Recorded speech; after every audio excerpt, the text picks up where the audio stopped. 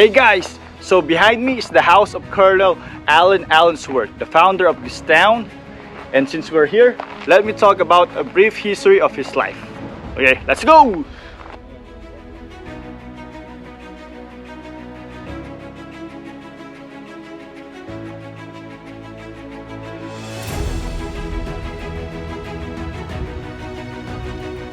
Early life and education. Born into slavery in Louisville, Kentucky in 1842, Allen Allensworth was the youngest of 13 children of Phyllis and Levi Allensworth. Over the years, their family was scattered. His sister Lila escaped with her intended husband to Canada through the Underground Railroad, and the older boys, William, George, Frank, Levi, and Major, were sold downriver to plantations in the Deep South. Mary Jane was his only sibling who grew up in Kentucky and married there. His mother was enslaved by the Starboard family. The mistress assigned Allen as a young slave to her son Thomas. When Thomas started school, Allen began to learn from him, although it was illegal.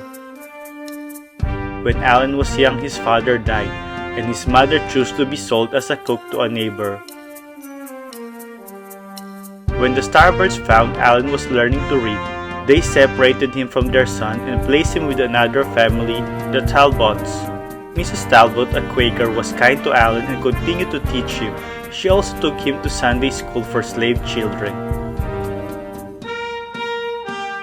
When the Starboard family discovered this, they took Allen back, and they made arrangements with their business partner to send Allen to a plantation downriver to put end to his learning.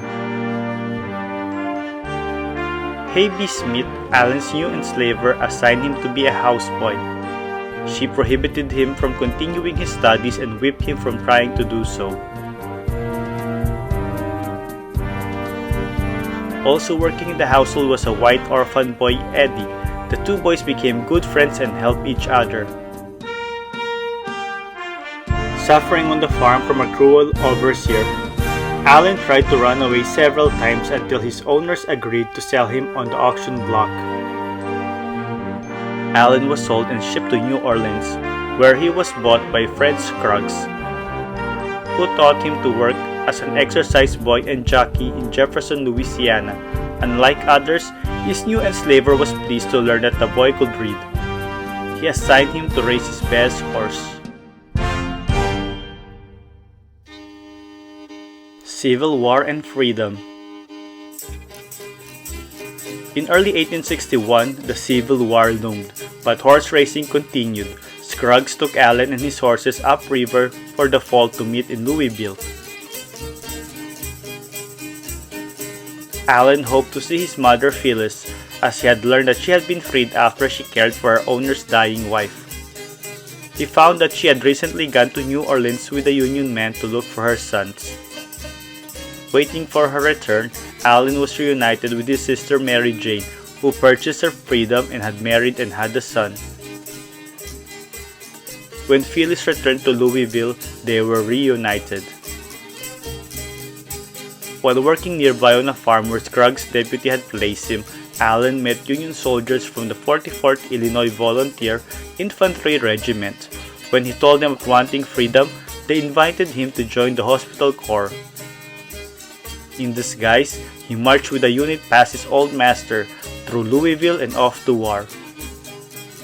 After serving as a civilian nursing aide for some time, he was invited to accompany Dr. A.J. Gordon, one of the surgeons, to his home in Georgetown, Ohio. There, Allen dined with Gordon's family, was given a room of his own, and for the first time, he felt like a free man. With the war continuing, on April 3, 1863, Allen enlisted in the U.S. Navy, where he earned his first pay as a free man.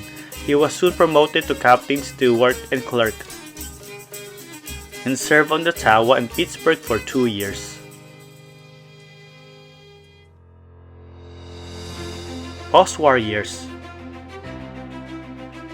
After the war, Allen returned to Kentucky to work and study. In 1868, he joined his brother William in St. Louis, where they operated 2 restaurants. The business proved successful and was considered further expansion. But the brothers were falsely accused of circulating counterfeit currency. They were forced to sell their venture and led Allen to return to Louisville. He worked while putting himself through the Ely Normal School. He also taught at schools for freedmen and their children operated by the Freedmen's Bureau. Inspired by his teaching, he began attending courses at the Nashville Institute, later known as the Roger Williams University, but did not graduate. The school later gave him an honorary Master of Arts. Allen also became involved with the Baptist Church. He was ordained a preacher in 1871 and went to Tennessee to study theology.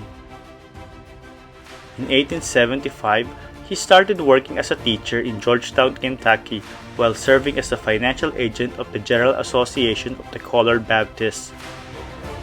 They had joined to support the founding of a religious school for black teachers and preachers.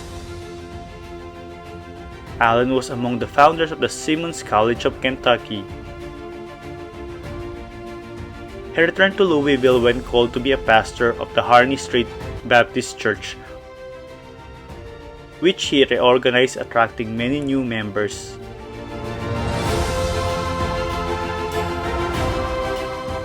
Marriage and family. In 1877, he married American musician and activist Josephine Leavell, who also was born in Kentucky. They met while studying at Roger Williams. Leavell was an accomplished pianist, organist, and music teacher. The year of their marriage, Allen invited his mother to live with them. They had several months together before she died in 1878 at the age of 96.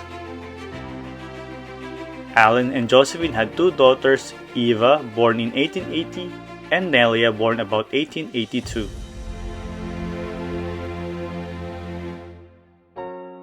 Post-Reconstruction era. Allen went to Boston to give a series of lectures after studying public speaking in Philadelphia. On his return, he met people from the American Baptist Publication Society, who appointed him as Sunday school missionary for the state of Kentucky.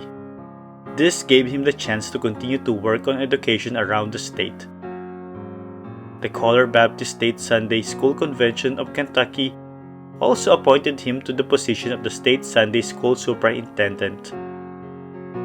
With his leadership positions in public speaking, Allen was increasingly interested in politics. In 1880 and 84, he was elected as Kentucky's only black delegate to the Republican National Conventions. Military career as a chaplain. In 1886, when he was 44, Allen gained support by both Southern and Northern politicians for appointment as the chaplain in the U.S. Army. His appointment was confirmed by the Senate as necessary at the time and approved by President Grover Cleveland. He was assigned to the 24th Infantry Regiment known as the Buffalo Soldiers. He was the second black man in the United States Army to be a commanding officer. His family accompanied him on assignments in the West, ranging from Fort Bayard in New Mexico Territory to Fort Supply, Indian Territory, to Fort Harrison in Montana and Fort Douglas in Utah. In 1887, Allen was featured in Men of Mark, Eminent Progressive and Rising, an anthology of African American biographies by William J. Simmons. 2 years later, while in Fort Bayard, Allen published the pamphlet Outline of Course of Study and the Rules Governing Post Schools of Fort Bayard, New Mexico, which became a military education standard. By the time of his retirement in 1906, Allen had been promoted to the rank of Lieutenant Colonel, the second African to become a commanding officer and the first to have become a Lieutenant Colonel in the United States Army. Allensworth, California. After the Army, Allen and his family settled in Los Angeles, California. He was inspired by the idea of establishing a self-sufficient, all-black California community where African Americans could live free of racial discrimination that pervaded post-Reconstruction America. In 1908, he had founded Allensworth in Tulare County in the heart of the San Joaquin Valley. The black settlers of Allensworth built homes, laid out streets, and put up public buildings. They established a church and organized an orchestra, a glee club, and a brass band. Allensworth is the only California community to be founded, financed, and governed by African Americans. The Allensworth colony became a member of the county school district and the regional library system in the voting precinct. Residents elected the first African American Justice of Peace in post-Mexican California. Allensworth soon developed to a town, not just a colony. Allen was an admirer of the African American educator Booker T. Washington, the founding president and longtime leader of the Tuskegee Institute in Alabama. Allen dreamed that his new community would be self-sufficient and became known as the Tuskegee of the West. All the streets in the town were named after notable African Americans or white abolitionists such as Frederick Douglass, Paul Laurence Dunbar, and Harriet Beecher Stowe. In 1915, voting registration showed farmers, storekeepers, carpenters, nurses, and more, all suggesting that the colony's business and industrial output was plentiful. Several events led to the town's decline, unfortunately. Allen Allensworth death, and over time, the town experienced a shortage of water. The Great Depression and World War II drew people to places with greater opportunities. Another is a change in the Santa Fe Railroad line. When the line was completed in Alpho in July, situated closer to a large grain and sugar beet fields, Alto became quickly the local shipping center. At Allensworth, railroad shipments declined until the station closed in 1930. More people left when 3 of the town's wells were found to have arsenic in 1965, and the town was scheduled for demolition in 1966 as a result. But for its preservation, about 240 acres of town was used to create the Colonel Allen State Historic Park, which became part of the state park system in 1973. Death. On September 14, 1914, Colonel Allensworth arrived in Monrovia near Los Angeles for a speaking engagement, but he was struck down by a motorcyclist and died from his injuries the following day. He was buried in the Angelus Rosedale Cemetery in Los Angeles with full military honors, and was mourned across the country by all who had known him or had known for his work as a pastor, an army officer, an educator, and visionary. Colonel Allen Allensworth's legacy lives on, as he made significant contributions to the African American community through his efforts in education, entrepreneurship, civil rights, and military service. His momentum serves as a testament to the resilience and determination of African Americans in the face of adversity. For some of his memorials, in 1914, Charles Alexander wrote Allensworth's biography, Battles and Victories of Allen Allensworth, Lieutenant Colonel, Retired U.S. Army. There's also a public monument in the city of Monrovia designed by Ron Husband. Also, the state of California has preserved the Allensworth site and gradually restored its buildings.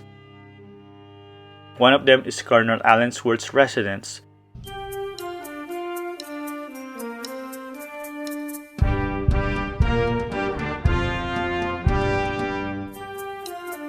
It is preserved and furnished in the 1912 period style, contains items from his life in the military service and the ministry.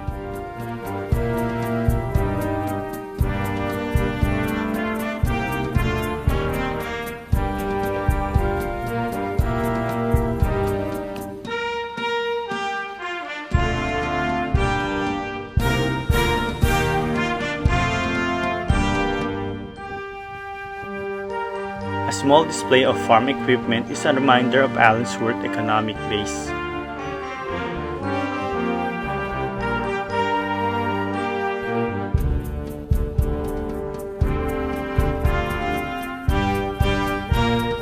Alright, until next time, don't forget to hit like, share, subscribe. Bye!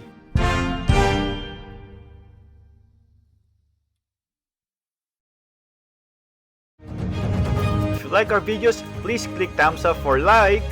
Hit the bell to subscribe! Please comment. And don't forget to share!